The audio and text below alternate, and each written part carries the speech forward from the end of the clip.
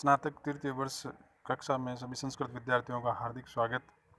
क्रमशः हम कठोपनिषद के प्रथम अध्याय की प्रथम वल्ली का अध्ययन करते आ रहे हैं और हमने अध्ययन ये कर लिया था कि नचिकेता जब यमराज के पास पहुंचा तो यमराज ने 3 वर देने के लिए नचिकेता को कहा कि आप 3 वर लें।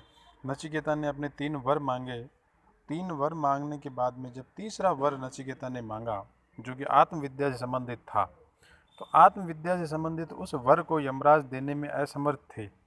तो उस वर के बदले अन्य जो चीज़ें उन्होंने बताने के लिए कहा कि आप ये मांग लो, ये मांग लो, कि पुत्र पुत्रों को मांग लो, अन्य सुख सुविधाएं मांग लो।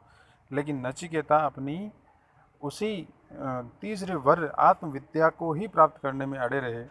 और आगे नचिकेता क्रमशः अगले मंत्रों में जो कह रहे हैं वो ये है कि हमारा जो मंत्र है वो 27 में कह रहा है कि न वीतेन तर्पणियो मनुष्य हो लप्स्यः महे वितम ऐद्राह चेत्वः जीविष्याम हो यावत् आशिष्यसित्वम वरस्तु में वर्ण्यस्यैव।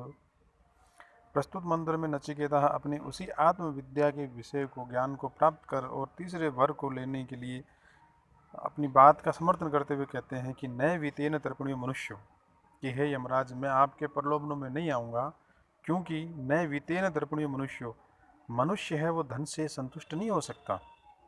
लप्स्यामहे वितम ऐद्राक्ष चेत्वा, लप्स्यामहे वितम धन प्राप्त कर लेंगे, ऐद्राक्षम चेत्वा आपको देख लिया है तो आपको देख लिया है तो धन प्राप्त हो जाएगा।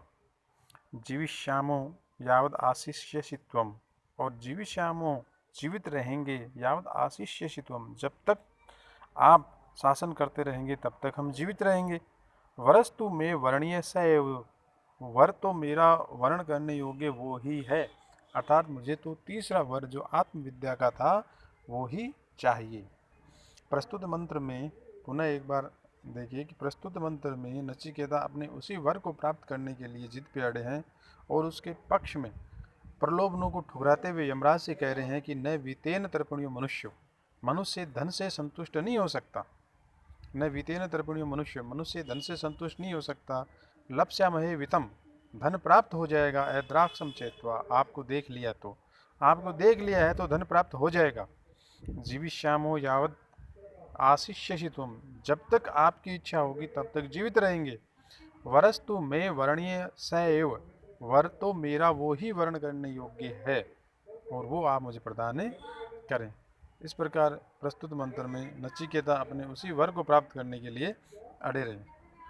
अगले मंत्र 28वें में नचिकेता कह रहे हैं अजीर्यताम अमृतानामुपेत्तेह जीर्यन मृत्युः कथस्तः प्रजानन अभिद्ययान वर्णरत्ति प्रबोधाः न अतिदीर्घ जीविते को रमेत। प्रस्तुत मंत्र में यमराज उसी नचिकेता के प्रलोभनों को अंगीकार नहीं करते हुए अपनी बात को समर्थन करते हुए कह रहे हैं कि अजीर्यताम अमृतान उपेत्ते, अजीर्यताम कभी वृद्ध नहीं होने वाले, अमृत देवताओं के उपेत्ते पास पहुँच करके, कभी भी वृद्ध नहीं होने वाले देवताओं के पास पहुँच करके, जीविन मृत्यु जो इस प्राणी धरती का जो मनुष्य है, जो जराग्रस्त मनुष्य है, वो केवल अभिदयान वर्ण रति प्रमोदा, वो केवल सामान्य उस रति प्रमोद ललना अन्य स्त्री संबंधी जो बातें हैं उनसे कभी भी वो संतुष्ट नहीं होगा, उन सुखों से संतुष्ट नहीं होगा, क्योंकि न अति दीर्घ जीविते को रमेत, कि इस छोटे से इस दीर्घ जीवन में जीविते को रमेत कौन संतुष्ट होगा इस दीर्घ जीवन में, कि सुखों को देखता हुआ भी अति दीर्घ जीवन में सुख मानेगा। एक बार पुनः देखिए कि अजीर्यताम अमृतान उपेते, कि कई देवताओं के पास उपेते पहुँच करके, कभी वृद्ध न होने वाले उन देवताओं के पास पहुँच करके जीर्यन मृत्यु जो अवस्था को प्राप्त है, जो इस मृत्यु लोक का जो मनुष्य है वो ऐसा विवेकी मनुष्य वही होगा, वो कौन होगा या वही होगा कि कभी जराग्रस्त न होने वाले अमरों के समीप, देवताओं के समीप पहुंच करके पृथ्वी पर रहने वाला विवेकी मनुष्य होगा। कौन मनुष्य विवेकी होगा? जो केवल अभिदयान वर्ण रति प्रमोदा, जो केवल राग से प्राप्त होने वाले सुखों को देखता हुआ भी अति दीर्घ जीवित कोर में अति दीर्घ लंबे जीवन वो सुख मानेगा।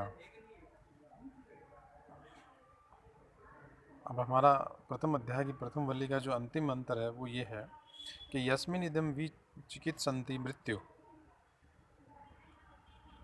यस्मिन् इदं विचिकित्सन्ति मृत्युः यत् सांप्राय महति ब्रूहि नस्तत् योऽयं वरो गूढ़ो अनुप्रविष्टो न अन्यो तस्मा नचिकेतो वृणीते। प्रस्तुत मंत्र में नचिकेता अपने उसी वर को प्राप्त करते के लिए प्रयासरत है कि मुझे तो वो ही आत्मविद्या वाला वर चाहिए।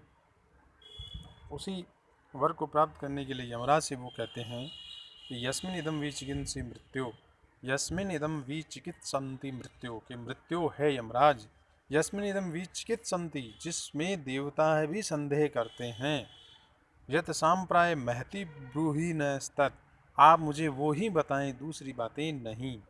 यस्मिन् इदं विचिकित्सन्ति मृत्यु, कि है यमराज जिसमें विचिकित्सन्ति, देवता भी संदेह करते हैं, यत् सांप्राय महति ब्रूहि, उस महान विषय को आप मुझे बताएं, न तत्, अन्य नहीं, यो अयम वरो गूढ़म अनुपृष्टो, जो ये गूढ़ रहस्यात्मक जो वर है मुझे वो ही चाहिए, न तस्मात् वृणीतो नचिकेता, उसके अलावा मुझे किसी भी प्रकार का वर नहीं चाहिए। नचिकेता उस चीज़ को और नहीं मांगेगा।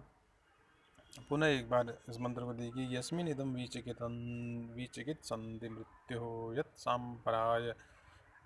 सांपराय महति ब्रूहि नस्तत् योऽयं वरो गूढ़म अनुप्रविष्टो न अन्यो तस्मान् नचिकेता वृणीते। कि मृत्यु है यमराज, यस्मिन् इदं विचिकित्सन्ति, जिसमें देवता आदि भी संदेह करते थे, जिस विषय में, जिस आत्म विषय में देवता आदि भी संदेह करते थे, यत् सांप्राय महति ब्रूहि, आप उस विषय को मुझे कहें, न तत्, दूसरा नहीं, यो अयम वरो गूढ़म अनुपृष्टो, जो ये गूढ़ रहस्यात्मक वर है वो ही मुझे चाहिए, न अन्य तस्मा नचिकेतो नचिकेता वृणीते, अन्य जो वर है वो नचिकेता को नहीं चाहिए। इस प्रकार हमने अब तक प्रथम अध्याय के, कठोपनिषद के प्रथम अध्याय की प्रथम वल्ली को यहाँ पर पूर्ण कर लिया है। और इस प्रथम अध्याय की प्रथम वल्ली का निष्कर्ष रूप यही है कि जब नचिकेता अपने पिता के द्वारा, जब गौओं आदि को वो देखता है, तो पिता के द्वारा जब मृत्यु को दे दिया जाता है तो वो यमराज के पास पहुँचता है, और यमराज वहाँ नहीं थे तो वो यमराज के द्वार पर बैठ जाता है 3 रात्रियों तक। और जब यमराज आते हैं और अतिथि को बाहर बैठा हुआ देख करके शर्मिंदा होते हैं, और 3 रात्रि के बदले जब 3 वरदान वो देने के लिए कहते हैं, तो नचिकेता 3 वरदान मांगता है। पहला वरदान अपने पिता की शांति का, दूसरा वरदान अग्नि विद्या का, तीसरा वरदान आत्मा के ज्ञान का। नचिकेता को यमराज 2 वरदान दे देते हैं। तीसरा वर जो आत्मा का ज्ञान था, उसके बदले अन्य जो प्रलोभन देने चाहें, किंतु नचिकेता ने उनको ठुकरा करके अपना वो ही वर प्राप्त करने पर अडिग रहे। तो आज की कक्षा में इतना ही। धन्यवाद।